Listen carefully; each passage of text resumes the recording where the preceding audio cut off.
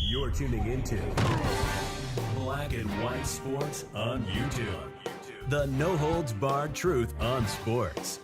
The main event starts now. All right, Black and White Sports supporters. Well, we're going to talk about the Raiders and the Patriots in one video because there's connective tissue across the board here. Number one, we're going to start with the Patriots, and we're going to talk about two potential candidates for Bill Belichick's replacement, and one of them is a name that Raiders fans, well, will send a shiver of fear down your spine. I did think there was a world where he might come back as OC or quarterback coach. But Josh McDaniels as the head coach of the Patriots? I saw this and was like, well, I know I got to shoot a video about it, obviously. But what the hell am I supposed to say about this? Because what world would an owner be living in that anybody would ever give Josh McDaniels another shot to be a head coach ever again? And don't get me wrong. Now, one thing that happens is agents start trying to push these PR campaigns on behalf of the coaches they represent, and these kind of things start coming out. Now, I'm going to tell you what's crazy. It came out from two insiders, but they're both with NFL Network. Both of them are real insiders, and both of them are real names. NFL Network insiders Tom Pelissero and Ian Rappaport had two familiar faces to keep an eye on if Patriots management opts to make a change after a quarter of a century. Quote, if Belichick does move on, speculation has centered on, parentheses, inside linebacker Gerard Mayo as his successor. Rappaport and Pelissero reported. That's not a guarantee, though, and other options, particular coaches with Patriots ties, such as Josh McDaniels and Vikings defensive coordinator Brian Every Miami player hated my guts Flores, shouldn't be ruled out. And it should be noted, Brian Flores, I think, is a better head coach than Josh McDaniels. And it was a surprise when he got fired. But look, there's been horror stories that came out of Miami about how much of an issue he had, having chemistry with the players, just like McDaniels with the Broncos and the Raiders. And what's so weird is Robert Kraft sitting back and he doesn't notice the success Antonio Pierce has had since taking over the Raiders after Josh McDaniels got fired, and this is even being floated right now? I'm floored. I am. It's crazy. Mayo, the Patriots' first-round pick from 2008, has been commonly viewed as the heir apparent to the Belichick empire, but New England's fall from grace has led some to believe that the franchise could opt for an outside hire. While both Flores and McDaniels are well-versed in the supposed Patriots way, it worked so well in Las Vegas and Denver.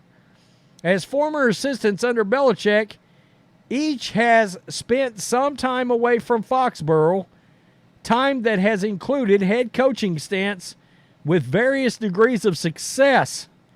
Flores, currently stationed in Minneapolis, held a variety of roles with New England between 2008 and 2019. I'm waiting for Joe Judge's name to pop up here. A run that led him to wear 4 Super Bowl rings. He went out on the most prominent high note, serving as linebackers coach in New England's victorious defensive struggle over the Rams in the Super Bowl. Since then, Flores spent 3 seasons with the Dolphins, amassing a 20-25 record that dragged South Beach out of a rebuild and put them on pace for their current success under Mike McDaniel. The two sides had parted and soured in a departure that led Flores to file a lawsuit against the NFL for alleged discrimination against minority coaches. I used to be a fan of this guy until he filed that lawsuit because I was like, that is ridiculous. It's utterly stupid, but okay. McDaniels' current spot is less ceremonious, as he was ousted from his latest coaching spot with the Las Vegas Raiders earlier this fall. I cannot imagine come Tuesday on New England Sports Radio when they start talking about McDaniels coming back, not as an OC, not as a QB coach, but as the head coach. Holy crap, the world's going to explode. Despite his presence his prescience for 6 Super Bowl wins in multiple roles, primarily offensive coordinator, McDaniels has struggled to find success as a top man accepting the headset, amassing a 20-33 record between the Broncos and the Raiders. That's perhaps a troubling sign for anybody seeking his modern services, but New England 4-11 could perhaps enlist him as presumably to prepare place a new franchise man under center, perhaps one found in the upcoming draft. Okay, so they're thinking, hey, we'll bring him in, and if we draft a quarterback, Josh will work with him like he did Mac Jones. Well, shit, then just keep Mac Jones and put him and Josh McDaniels back together. They love each other. I mean, I will say this, that may be the only person that likes Josh McDaniels is Mac Jones. For whatever reason, those two just click perfectly. Now, if I was a coach there and I was like, because I believe there's a world where Robert Kraft and Jonathan Kraft believe Mac Jones is still a franchise quarterback. And if they believe that, then yeah, it wouldn't shock me if McDaniels ends up there in some kind of role with the offense, but not head coach. I mean, from a PR standpoint, the Patriots will get destroyed. I don't care if he was there for years. They will get destroyed if they hire Josh McDaniels as a head coach. I'm floored. So, let's get to Antonio Pierce. Now, it's 7-3 right now, and they just sacked Gardner Minshew. The Raiders are losing. It's 7-3 against the Indianapolis Colts. The Raiders got to win this game. It's a gots to win. If you want to make the playoffs, you got to take this game today. The Colts are ahead of you. You got to get past them. You need that tiebreaker against the Colts specifically. Now, Antonio Pierce. Guys, it's getting closer and closer to the idea that Antonio Pierce may get this job. The Chiefs' win did, in fact, I guess, carry a lot of weight with Mark Davis.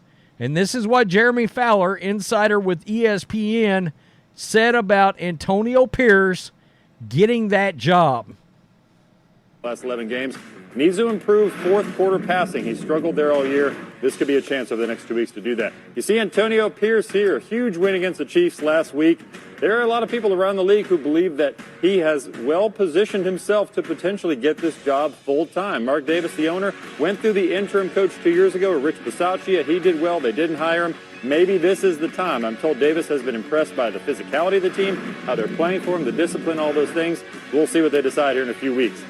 Okay, so obviously Mark Davis is impressed by the defense. And you saw one of the statistics on there, right? Multiple takeaways. They go after, they get the ball hawk. And then the other thing is they haven't been turning the ball over the last couple of games. So that's a big deal. Now, I'm going to be very interested to see today, and I know Antonio Pierce said that they're riding Aiden O'Connell out. But if he struggles, say, for half of this game, and you got Jimmy G sitting there, what do? You're fighting for your playoff lives. And you know what? This team might make the playoffs if they can win out. Do you take a chance and see what Jimmy can do under you? I don't know. Antonio Pierce, I think, ends up getting the job for one reason and one reason only, besides just the fact that he's 4-3 right now. All right, because there's still a world where he may finish 4-5. He could lose today, he could lose next week. But I think the Rich Bisaccia no hire may end up being the biggest catalyst in him getting that job, because the Raiders players have responded to Antonio Pierce in the same way they responded to John Gruden and Rich. Okay? And Mark Davis is not blind. We're not blind. Anybody that pays attention to football or anything else can see how the players have responded to Antonio Pierce. And I turned my head and looked. Baker Mayfield just threw an interception during the Saints game, and the Saints are winning. Yikes. That is a must-win for both of those teams. So tell me what you think. Raiders fans, what do you think about Josh McDaniels returning to the NFL as a head coach? I got to think, look, what I really still think is going to happen, if Belichick leaves and Belichick wants to be a head coach somewhere, he's going to call Josh to be his OC, wherever he ends up. If he stays, I could see Josh coming back and being the quarterback's coach or the OC, although, I mean, Bill O'Brien, Josh McDaniels, Bill O'Brien, Josh McDaniels, I don't know. What do you do with Bill O'Brien? He's probably not going to take a demotion. Now, they could be co-offensive coordinators, and Josh could be the passing game coordinator. They do that now. That's a thing. And then maybe they can get a little more creative. Because I will say this.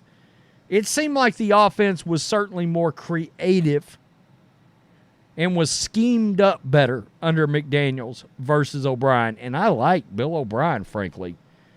And again, if there is a twinge of the Krafts believe they can save Mac Jones, they're going to think about 2021 and McDaniels and Jones being together and where Mac was trending and how he looked, and they're going to be like, why can't we get him back to old form?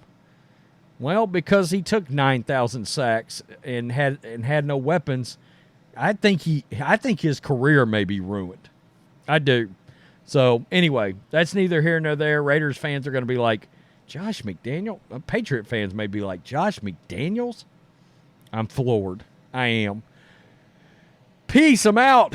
Till next time. Thanks for watching the show. Be sure to like, comment, and subscribe. Be sure to tune in next time on Black and White Sports.